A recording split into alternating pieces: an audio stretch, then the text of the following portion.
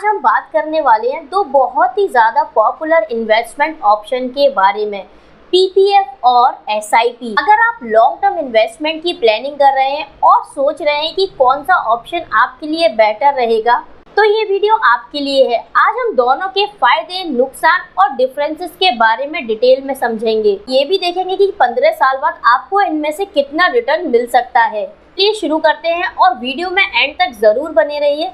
हम आपको 5 ऐसे इम्पोर्टेंट टिप्स भी बताएंगे जो कि आपकी इन्वेस्टमेंट जर्नी को और भी स्मार्ट बना सकते हैं। बात आती है लॉन्ग टर्म इन्वेस्टमेंट की, तो पीपीएफ और एसआईपी दोनों ही शानदार ऑप्शन हैं। आपके लिए कौन सा बेटर है ये डिपेंड करता है आपके रिस्क एपेटाइट पर, आपके फाइनेंशियल गोल पर और आपके टाइम होराइजन पर। करके समझते हैं और देखते हैं कि कैसे इनके डिफरेंसेस और रिटर्न काम करते हैं। पीपीएफ यानी कि पब्लिक प्रोविडेंट फंड, ये एक गवर्नमेंट बैक्ड स्कीम है जो कि पोस्ट ऑफिस और बैंक के थ्रू अवेलेबल है।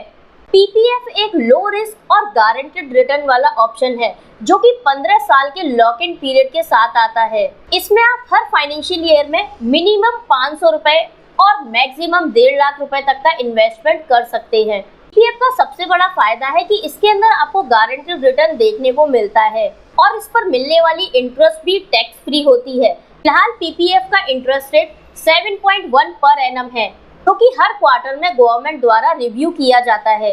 इसके अलावा पीपीएफ का पैसा ईईई कैटेगरी में आता है, मतलब कि अज़म, मतलब कि आपका इंटरेस्ट, आपका इन्वेस्टमेंट और आपकी मैच्योरिटी तीनों पर कोई टैक्स नहीं। चलिए अब बात करते हैं एसआईपी की और ये कैसे काम करती है। एसआईपी यानी कि सिस्टमैटिक इन्वेस्टमेंट प्लान, ये म्यूचुअल फंड में इन्वेस्ट करते हैं डिसिप्लिन तरीके से। इसमें आप हर महीने या क्वार्टरली एक फिक्स्ड अमाउंट इन्वेस्ट करते हैं। एसआईपी मार्केट लिंक्ड होती है यानी कि इसका रिटर्न शेयर मार्केट की परफॉर्मेंस पर डिपेंड करता है। एसआईपी के अंदर आप अपनी मर्जी के हिसाब से अमाउंट या टेन्योर डिसाइड कर सकते हैं। एसआईपी मिनिमम 100 रुपए से भी स्टार्ट होती है और इसकी अपर लिमिट कोई भी नहीं है। कहा गया है कि एसआईपी का लॉन्ग टर्म के अंदर इक्विटी म्यूचुअल फंड का रिटर्न 10 से 12% का निकल के आता है पर एनम, लेकिन ये गारंटेड नहीं होता। एसआईपी मार्केट पर डिपेंड करती है। मार्केट के अप्स एंड डाउन की वजह से आपका रिटर्न कम या ज्यादा भी हो सकता है। चलिए अब करते हैं पीपीएफ और एसआईपी में रिटर्न्स का कंपैरिजन। इसे हम एक प्रैक्टिकल एग्जांपल से समझने की कोशिश करते हैं। मान लीजिए कि अगर आप हर साल 1.5 लाख रुपए इन्वेस्ट करते हैं एसआईपी में और पीपीएफ में, यानी कि हर महीने 12,500 रुपए, 15 सालों के अंदर आपका टोटल इन्वेस्टमेंट हो जाएगा 22.5 लाख रुपए। देखते हैं पीपीएफ और एसआईपी के अंदर आपको कितना रिटर्न मिल सकता है। कि 7.1 इंटरेस्ट रेट के हिसाब से जो कि अभी चल रही है, उसके हिसाब से 15 सालों में आपका इन्वेस्टमेंट कंपाउंडिंग के साथ हो जाता है 40 लाख रुपए का। गारंटेड रिटर्न है जो कि मार्केट के फ्लक्चुएशन से इफेक्ट नहीं करती। अब बात करते हैं एसआईपी की। अगर आप इक्विटी म्यूचुअल फंड में एसआईपी करते हैं और 12% के एवरेज रिटर्न के हिसाब से आपका पैसा हो सकता है 50 लाख रुपए से भी ज्यादा तक। ये रिटर्न मार्केट की परफॉर्मेंस पर डिपेंड करता है, इसलिए इसमें रिस्क थोड़ा ज्यादा है। चलिए अब समझते हैं पीपीएफ और एसआईपी के रिस्क और सेफ्टी फैक्टर्स के बारे में। पीपीएफ एक रिस्क फ्री इन्वेस्टमेंट है क्योंकि ये गवर्नमेंट की स्कीम है। आपका पैसा सुरक्षित रहता है और आपका रिटर्न भी फिक्स्ड होता है। दूसरी ओर अगर हम बात करें एसआईपी की, तो एसआईपी के अंदर रिस्क होता है क्योंकि ये मार्केट से जुड़ा हुआ होता है। मार्केट डाउन जाता है तो आपके रिटर्न पर असर पड़ सकता है।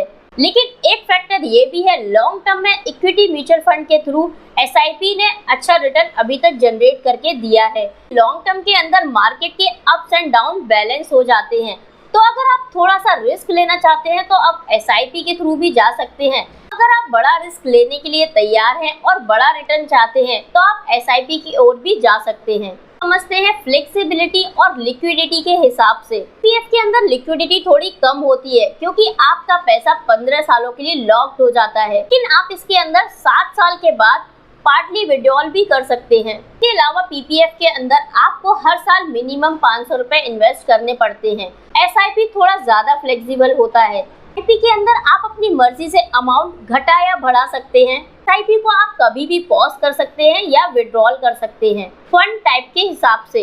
लेकिन ध्यान रखिए एसआईपी के अंदर आपको अर्ली एग्जिट लोड या फिर आपको कैपिटल गेन टैक्स भी देना पड़ सकता है। एक और पॉइंट जो मैं यहाँ पर ऐड करना चाहूंगी, पीपीएफ इन्फ्लेशन को बीट करने के लिए ज्यादा बेटर नहीं है। इन्फ्लेशन का असर, पीपीएफ का रिटर्न जो कि अभी 7.1% है, पीपीएफ का 7.1% का रिटर्न जो कि स्टेबल होता है, इन्फ्लेशन का रेट 6 या 7% के आसपास है, आपका रियल रिटर्न काफी कम हो सकता है।